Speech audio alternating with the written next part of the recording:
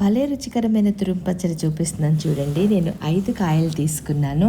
ఇవన్నీ చక్కగా కడిగి, తుడిచి, తొక్కు తీసుకుని పెద్ద సైజు కోరాంతోటి చక్కగా కోరుకుని ఉప్పు, పసుపు ఈ మీడియం గ్లాస్ తోటి 3/4 గ్లాసు ఉప్పు, 1 స్పూన్ పసుపు వేసి శుభ్రంగా కలిపేసుకోవాలండి. ఊట ఆల్రెడీ స్టార్ట్ అయిపోయింది చూడండి.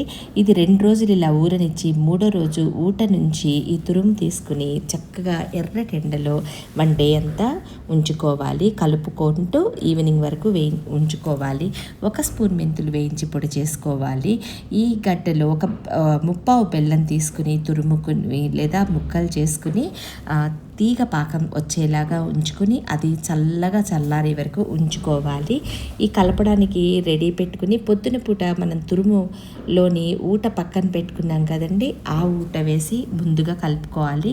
తర్వాత పొడి చేసుకున్న మెంతి పొడి, ఆ తర్వాత తురుము, గ్లాసు నిండా కారం, తర్వాత పైన కొంచెం నూనె వేసుకుని చక్కగా పచ్చడంతా 4 వైపులా కలుపుకోవాలి. మరి కొంచెం నూనె బాణంలో వేసుకుని ఇంగువ వేసుకుని ఒక పొంగు రానిచ్చి పచ్చడిలో కలిపేస్తే ఘుమఘుమలాడే తురుము పచ్చడి రెడీ. ప్రతి చట్నీలోకి బాగుంటుంది. ట్రై చేసి చూడండి.